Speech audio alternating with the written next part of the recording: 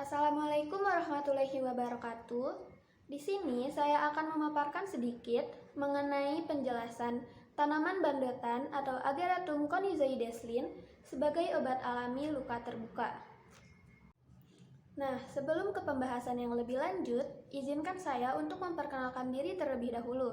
Nama saya Arifa Misriatin dengan nomor NPM 222154073 dari Program Studi Pendidikan Biologi Universitas Siliwangi. Tanaman bandotan atau Ageratum conizoideslin merupakan tanaman yang biasa tumbuh di daerah tropis maupun subtropis. Salah satunya yaitu tumbuh di negara Indonesia. Selain itu, tanaman ini dapat tumbuh menjadi tanaman gulma atau tanaman pengganggu karena Ageratum conizoideslin ini dapat tumbuh membludak di daerah pertanian warga sehingga mengganggu tumbuh kembang ekosistem pertanian. Selain itu, warga Indonesia sejak dahulu kala telah mempercayai bahwa berbagai tanaman yang tumbuh di alam Indonesia ini dapat menjadi obat herbal atau obat alami berbagai penyakit yang mereka alami. Salah satunya adalah tanaman bandotan ini yang dipercayai sebagai obat herbal dari luka terbuka. Sebelum ke pembahasan yang lebih lanjut, kita harus mengetahui apa itu luka. Nah, luka adalah hilangnya kontinuitas jaringan yang disebabkan oleh trauma benda tajam atau tumpul, perubahan suhu, zat kimia, ledakan, sengatan listrik, atau gigitan hewan.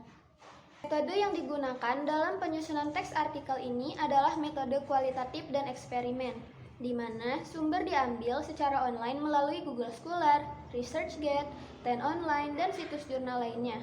Sumber yang digunakan adalah jurnal dan artikel yang membahas mengenai topik bandotan atau Ageratum conizoideslin, luka terbuka, dan tanaman bandotan sebagai obat herbal. Selain itu, eksperimen dilakukan oleh saya dengan mengaplikasikan tumbukan dan ekstrak dari daun bandotan terhadap luka luar yang dialami oleh saya. Lalu dilakukan pengamatan terhadap kecepatan inflamasi luka terbuka dan data yang dihasilkan akan disajikan oleh saya dalam bentuk gambar. Cara memanfaatkan daun bandotan sebagai obat herbal luka terbuka, yang pertama adalah kita harus memetik daunnya terlebih dahulu. Lalu setelah itu kita harus mencuci daun bandotan itu hingga bersih. Selanjutnya kita akan menghaluskan daun bandotan sampai ekstrak atau sari-sari dari daunnya itu keluar. Nah, jika sudah halus dan terdapat cairan-cairan dari daun yang keluar, kita harus membersihkan luka terlebih dahulu menggunakan kapas dan air bersih. Lalu luka dikeringkan dan langsung saja kita aplikasikan ekstrak daun bandotan tersebut terhadap luka luar terbuka. Berikut adalah foto luka luar yang terdapat pada tangan saya dan tidak terdapat bengkak sama sekali. Lalu setelah beberapa saat dapat dilihat pada gambar luka yang tidak diberikan daun bandotan terdapat bengkak di sekitar lukanya. Juga terdapat ruam-ruam merah pada luka. Dan terakhir ini merupakan foto dari luka yang telah kering. Dalam penelitian ini dilakukan dua perlakuan yang berbeda terhadap suatu luka. Dari gambar dapat dilihat kedua luka merupakan luka yang sama, yaitu merupakan luka goresan akibat benda tajam.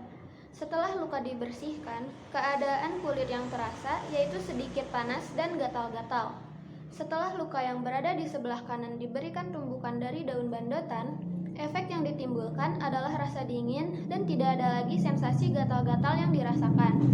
Namun, dapat dilihat pada gambar kedua, luka yang tidak diberikan tumbukan daun bandotan terlihat di sekitar luka tersebut mengalami pembengkakan, serta terdapat ruam-ruam merah.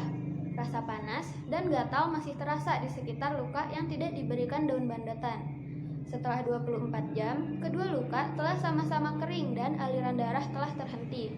Karena luka yang dimiliki bukanlah luka yang besar dan hanya terkena bagian epidermis saja, maka dalam waktu 24 jam pun luka sudah tercovery dengan baik. Namun, di bagian luka yang tidak diberikan tumbukan daun bandotan masih terdapat ruam-ruam kemerahan di sekitar luka. Sedangkan di bagian luka yang tidak diberikan daun bandotan tidak terdapat ruam-ruam kemerahan sama sekali. Dalam kasus luka yang terjadi pada penelitian, pembengkakan yang terjadi pada luka yang tidak diberikan tumbukan daun bandotan merupakan bentuk dari tahapan inflamasi. di mana hal ini merupakan reaksi pertahanan tubuh untuk melawan patogen yang berada di sekitar luka agar tidak menginfeksi. Di dalam daun bandotan terdapat kandungan flavonoid yang bisa mencegah kerusakan jaringan yang berlebih pada tahap inflamasi, sehingga pada luka yang diberikan tumbukan daun bandotan tidak terdapat bengkak. Rasa gatal yang timbul pada luka merupakan indikasi terjadinya infeksi pada luka. Rasa gatal yang ditimbulkan merupakan reaksi tubuh yang menunjukkan leukosit sedang melawan patogen yang menginfeksi bagian luka. Namun, pada luka yang diberikan tumbukan daun bandotan tidak terdapat sensasi gatal. Hal ini dikarenakan terdapat kandungan saponin yang berperan sebagai pembentukan kolagen serta memiliki kemampuan sebagai antibakteri. Sehingga saponin dapat membantu peran leukosit dalam menyerang patogen dan mempercepat proses penyembuhan luka. Ruam kemerahan di sekitar luka yang tidak diberikan tumbukan daun bandotan merupakan proses alami pada tahap inflamasi. Setelah pendarahan berhenti, pembuluh darah akan melebar untuk mengalirkan darah segar ke area tubuh yang terluka. Darah segar diperlukan untuk membantu proses penyembuhan luka. Namun, pada luka yang diberi tumbukan daun bandotan, ruam kemerahan tidak terlalu banyak. Hal ini dikarenakan kandungan sitosterol dan saponin membantu dalam proses penyembuhan luka, sehingga kemerahan yang terdapat di sekitar luka tidak terlalu banyak.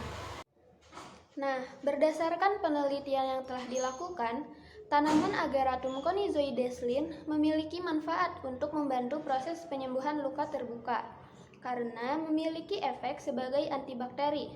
Efek ini dapat terjadi karena terdapat kandungan senyawa aktif seperti saponin, flavonoid, dan sitosterol dalam tanaman bandotan, sehingga dapat digunakan sebagai pengobatan alami luka terbuka.